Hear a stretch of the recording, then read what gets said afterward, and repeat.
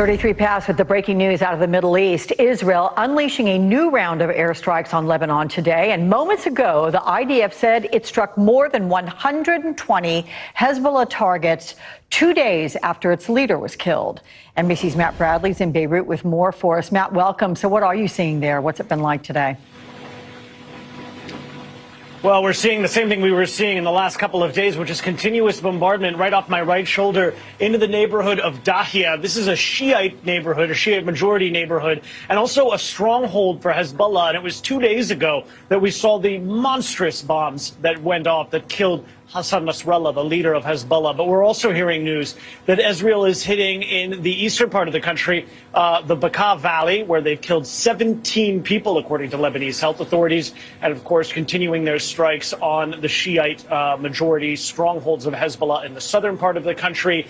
And now we're getting word that also the Israelis have struck the Yemeni port of Hodeidah, which is in Yemen. It is controlled by the Yemeni Houthi rebels, which, like Hezbollah, like Hamas, are also backed by Iran. And we've been hearing from the Israelis, in fact, from Benjamin Netanyahu, the prime minister at the United Nations, just 2 days ago, announcing that it's not just that they're at war with Hezbollah, but also with all of the Iran-backed groups throughout the region, as well as really confronting Iran itself.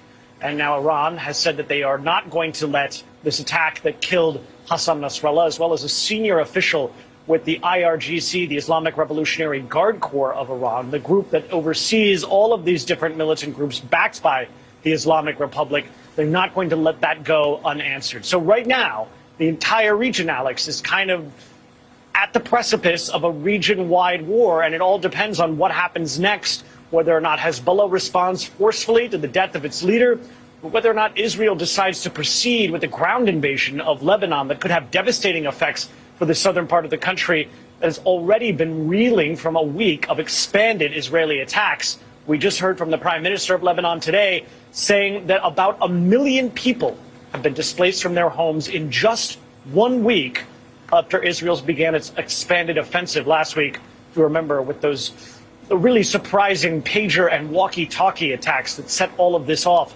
So now we're still seeing this offensive ongoing, despite the scramble in New York and in Western capitals trying to bring some sort of peace agreement that would resolve the situation between Lebanon and Israel, or at least just create some sort of maybe 3-week-long pause. But so far, Israel appears to have rebuffed those efforts.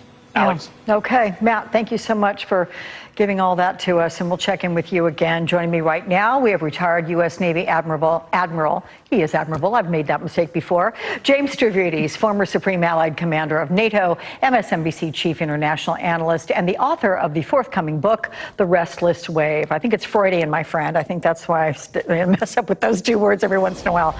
But look, there are photos today showing Israeli soldiers and tanks deployed in Israel. They're right near the border.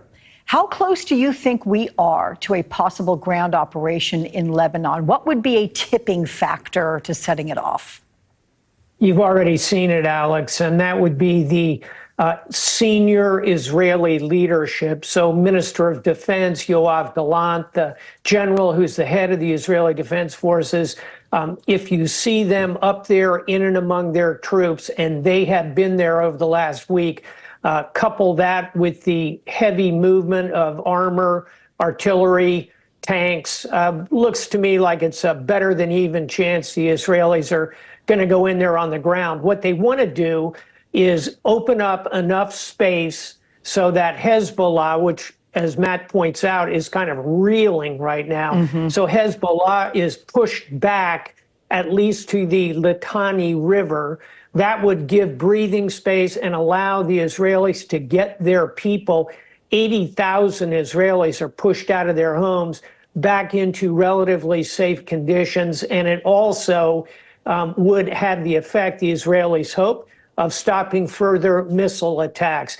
We'll see. That didn't work in 2006, but I think the Israelis are going to go for it. Iran vows to retaliate. What would or could that look like? Yeah, that's the real regional war. It's common at the moment to say the Middle East is on fire. We're in a regional war already. We're really not. We've got a series of discrete operations in Gaza, now up in Hezbollah, but a regional war would have Iran coming in, attacking Israel directly. U.S. would almost certainly respond. You'd see American aircraft carriers in that eastern Mediterranean you're showing right now. That's a regional war. It's not impossible that we get to that. That decision will be made in Tehran. And Alex, here's the good news, such as it is. The Iranians, to my eye, are not looking for that very wide regional war because they're watching what's happening in Gaza, what's happening to Hezbollah, and thinking, maybe we don't want those Israeli jets whistling overhead through Tehran. So how does it all come out? We'll know more. I think the Iranians, who are certainly willing to fight to the last Lebanese, they don't have a lot of interest in losing a lot of Iranians. I don't think they'll go high order here. That's the calculus Israel is clearly making as they press forward. So, as you know, the Pentagon said it had no knowledge in advance about the strike Friday that killed the Hezbollah leader Hassan Nasrallah. Does that surprise you? And if, as reported, Israel likely used a 2,000-pound U.S.-supplied bunker buster bomb to do it, should the Biden administration get fair warning, or is it better diplomatically to not know? I think that from a U.S. perspective, we would like as much visibility as we can obtain into Israeli operations so we can be prepared for second and third order effects. We've got 60, 70,000 troops in the Middle East who could be targets. So I, for one, and when I spent 4 years in charge of U.S.-Israeli military-to-military activity, when I was the Supreme Allied Commander of NATO, I pressed Benny Gantz, Gabi Ashkenazi, the senior Israeli Uniformed Services, for information. Having said all that, Alex, Israel is always going to maintain its independence. That means at times they will move out on their own. We ought to press for as much visibility as we can obtain. Okay, Admiral James Stavridis, thank you, sir, as always. Appreciate your insights.